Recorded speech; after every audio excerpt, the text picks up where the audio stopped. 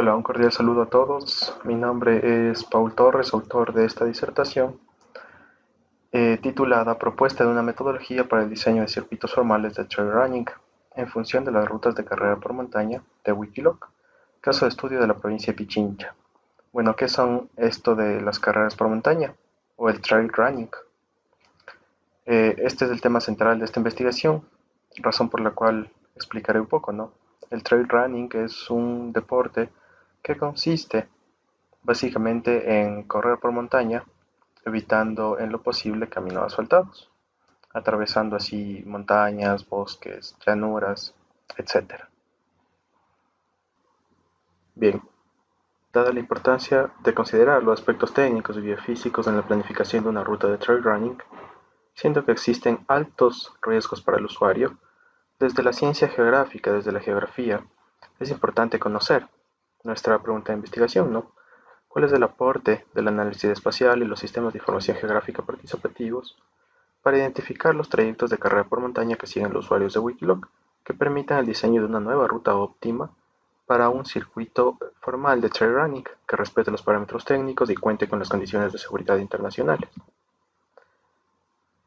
Nosotros, eh, para desarrollar toda nuestra investigación, utilizamos a las rutas de este sitio web, Wikiloc, las cuales son rutas georreferenciadas de todo el mundo en distintas modalidades de deporte: ciclismo de montaña, senderismo, ciclismo de ruta, atletismo, escalada, trail running, entre otros deportes.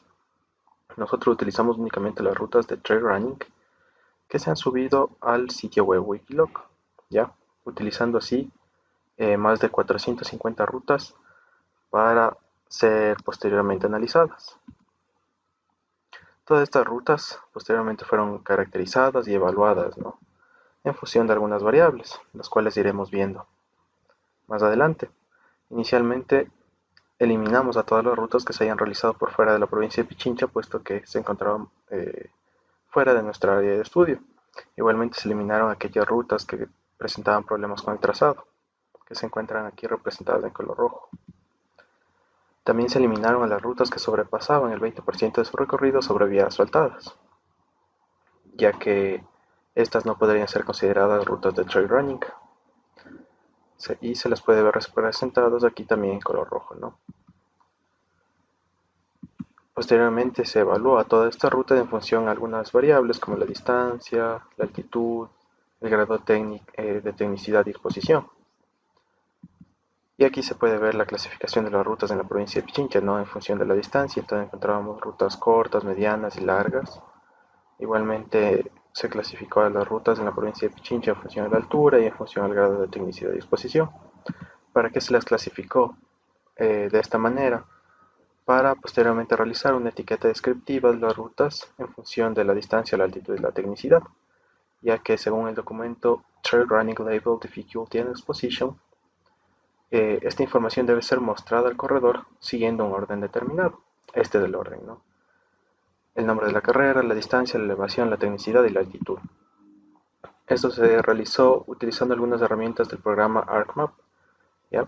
Entonces así quedaba nuestra etiqueta para cada una de las rutas de nuestra base de datos.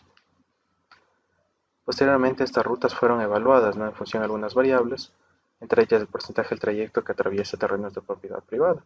Afortunadamente ninguna de nuestras rutas resultó atravesar terrenos de propiedad privada, y esto fue bueno, ya que de lo contrario, además de los permisos respectivos de la carrera, hubiese sido necesario negociar el paso del circuito por las haciendas, ¿no? Además se evaluó también las rutas con respecto a la distancia a ciudades, poblados, vías y vías asfaltadas. Eh, Esto se realizó realizando algunos modelos de distancia euclidiana, ¿ya?, los cuales nos permitieron encontrar la distancia a la que se encontraba cada punto de inicio y final de nuestras rutas con respecto a vías, ciudades, poblados y vías asfaltadas. Igualmente, eh, se encontró aquellas rutas que se encontraban en las áreas de mayor densidad de rutas de trail running. En este caso, las áreas de mayor densidad de rutas de trail running se las puede ver en color blanco.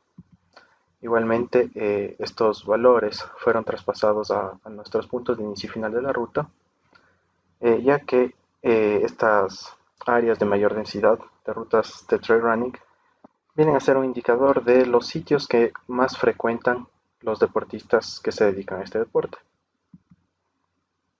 ¿Ya? En función a todas estas variables, nosotros posteriormente realizamos una ponderación en donde las rutas con mayor valor de ponderación pues serían aquellas que se encontrasen más cercanas a villas, ciudades, poblados, vías asfaltadas y a la vez que se encuentran en áreas de mayor densidad de rutas de trail running, siendo este nuestro resultado, ¿no? 3 rutas en el sector de eh, la formación de los Pichinchas y 2 rutas en el sector del Parque Metropolitano de Huanhuitagua, como las rutas con mejor valor de ponderación. Posteriormente se generaron insumos de entrevistas y juegos de mapas y fotografías que fueron mostrados, ¿no?, a 3 trail runners, un fotógrafo de paisajes y un organizador de carreras de trail running. Eh, estos entrevistados nos supieron manifestar que las 5 rutas que se les había mostrado pues ya habían sido utilizadas en carreras formales de trail running. Esta información fue a la vez corroborada por un organizador de carreras de trail running, quien nos supo manifestar que efectivamente estas rutas ya formaban parte de carreras formales de trail running, ¿no? Eh, entonces, si estas 5 rutas finalistas ya formaban parte de carreras formales de trail running, entonces no nos servirían para proponer un nuevo circuito de carreras por montaña.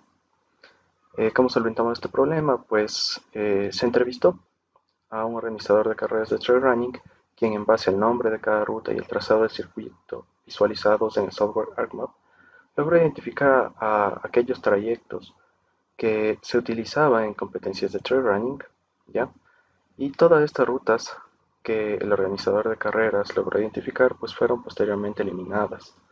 Igualmente se eliminaron aquellas rutas que se superponían en más de 30% a las rutas comerciales anteriormente identificadas, ya que de lo contrario nos estaría proponiendo, nos estaría eh, estableciendo un nuevo circuito que pueda ser utilizado en carreras formales de trail running. Entonces aquí se pueden ver aquellas rutas que fueron eliminadas como rutas comerciales, ¿no?, como rutas ya utilizadas en carreras formales de trail running. Y aquí se puede observar la superposición de la que les hablo, entre rutas comerciales y rutas no comerciales. Entonces, de nuestra lista de las rutas no comerciales, se seleccionaron a 3 rutas, a estas 3, ¿no? ¿Por qué se las seleccionó? Porque se encontraban dentro de las 10 rutas con mejor valor de ponderación. Y además, resulta que estas 3 rutas se ajustaban mejor a la distancia propuesta en la metodología, es decir, 10 kilómetros, ¿no? Encontrando así una ruta en el sector del Longwy, una en el sector del Lumbici y una en el sector del Hidalgo. Posteriormente se evaluaron estas 3 rutas en función a una variable que resulta ser importante para la selección del circuito. Nos estamos refiriendo al paisaje ya, debido a que el paisaje resultó ser aquel elemento que a los deportistas entrevistados les impulsó y que aún les continúa atrayendo de este deporte.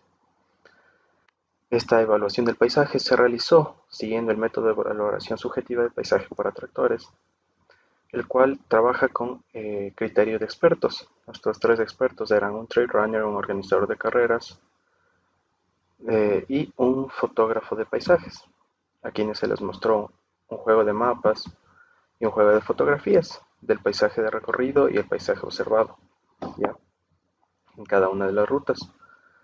Dentro de estas fotografías y mapas que se les mostró, se les pidió que por favor evalúen en función a su criterio a cada recuadro de la grilla dentro de las categorías muy positivo, positivo, neutro, negativo y muy negativo. De la calificación que cada uno de los expertos dio a los recuadros, pues se realizó un promedio y con este promedio se pintó a los mapas y fotografías, ¿no?, en 5 clases. Y este era nuestro resultado de las fotografías evaluadas y de nuestros mapas eh, también evaluados, ¿no? Ahora, ¿qué se puede resultar de aquí?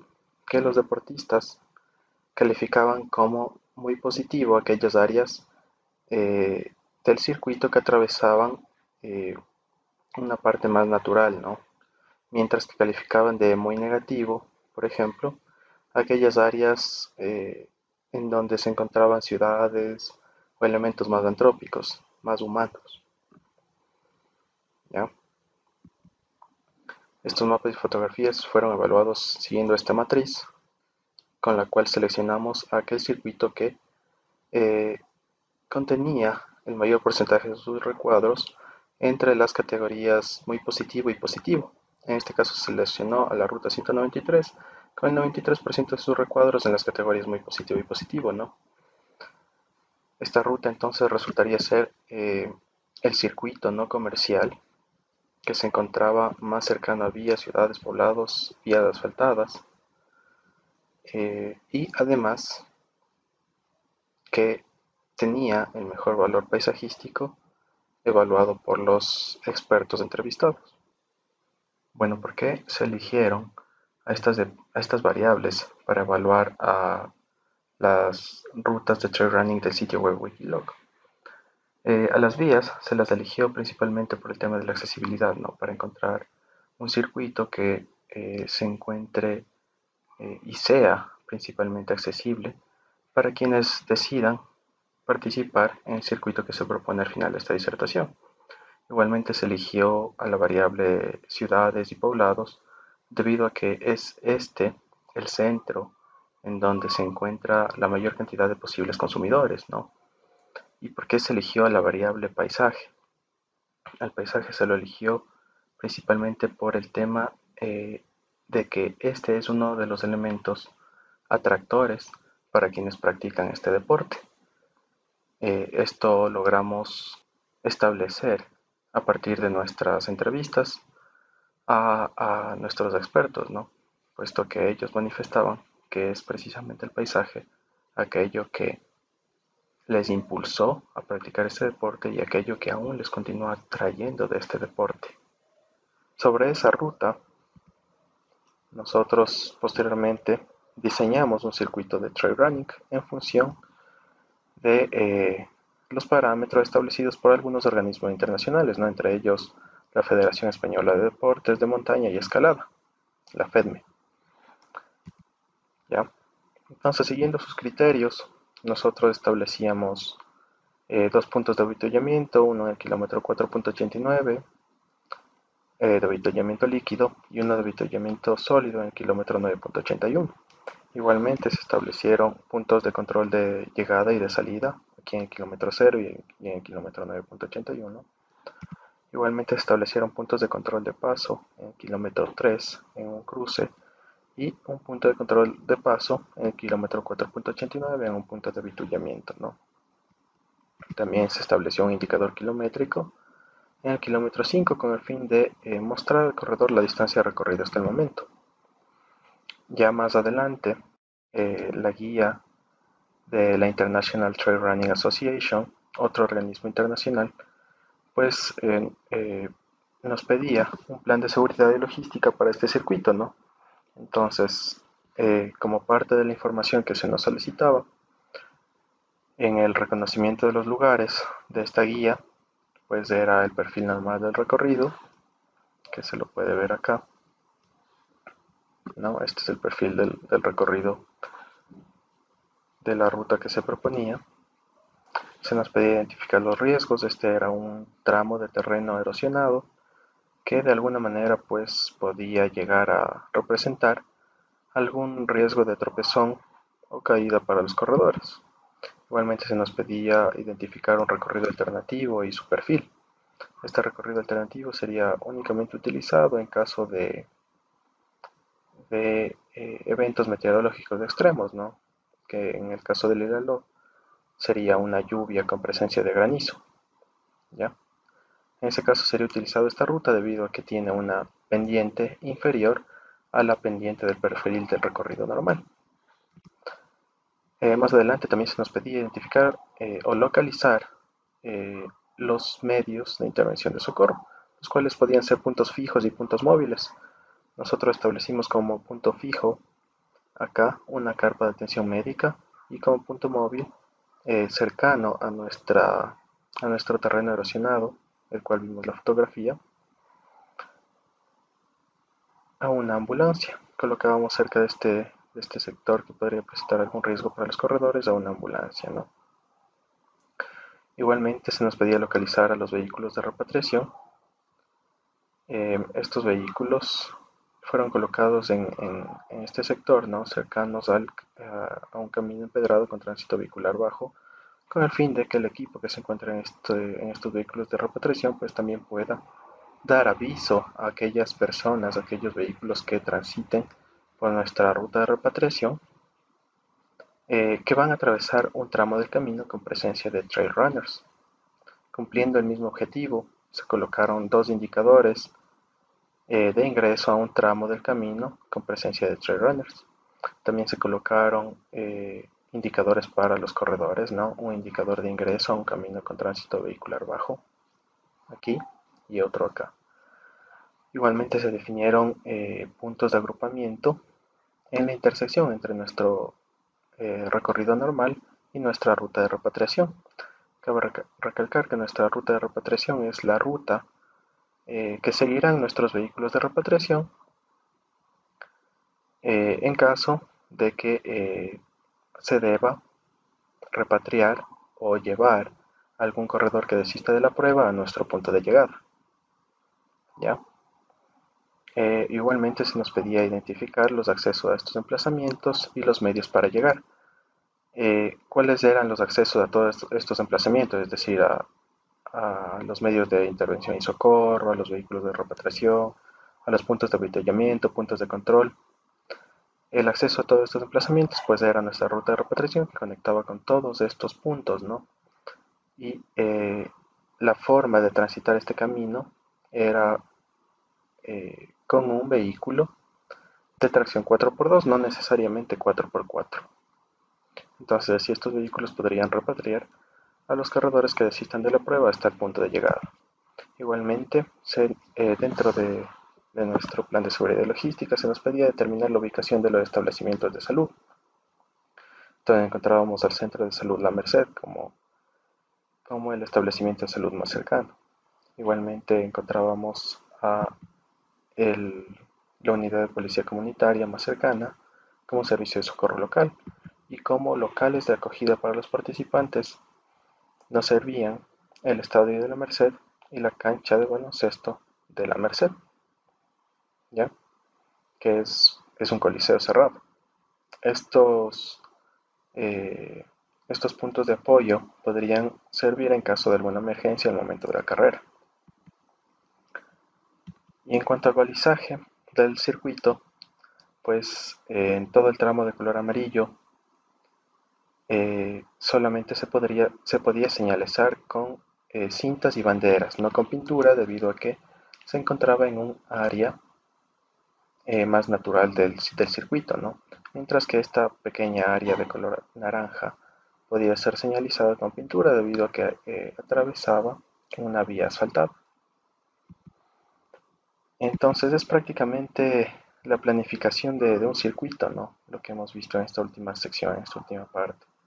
Todos estos mapas fueron realizados siguiendo una serie de normas y de lineamientos de la Guía de Seguridad y Logística de la International Trail Running Association. Igualmente se nos pedía identificar las acciones de prevención, como por ejemplo el material de seguridad impuesto a los participantes, del cual se estableció que sea entregado dentro del kit del corredor. El seguimiento de los corredores igualmente sería realizado en cada punto de control de forma manual. Y el cierre de los recorridos, pues para este cierre de los recorridos había propuesto dos equipos que puedan estar pendientes de aquellos corredores que desistan o que sobrepasen las barreras horarias de los puntos de control, con el fin de que estos sean llevados a los puntos de agrupamiento y posteriormente llevados al punto de llegada, ¿no?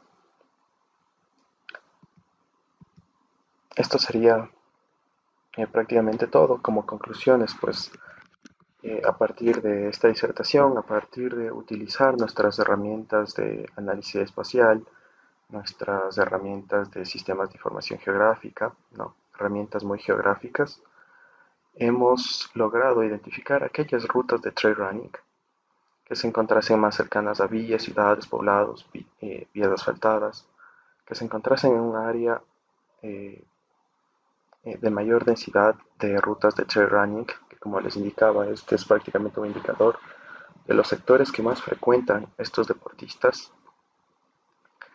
Además, se logró clasificar aquellas rutas formales y aquellas rutas informales, ¿no? Es decir, aquellas rutas que ya han sido utilizadas en carreras de trail running y aquellas rutas que aún no se utilizan en carreras de trail running.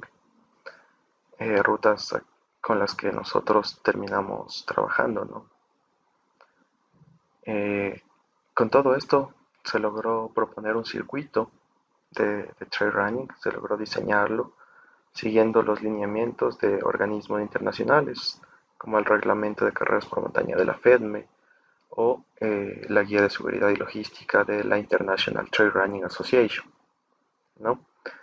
Entonces es prácticamente el aporte que puede realizar la geografía para el desarrollo de este tipo de eventos o competencias de montaña, ¿no? Eso sería todo. Muchas gracias por su atención.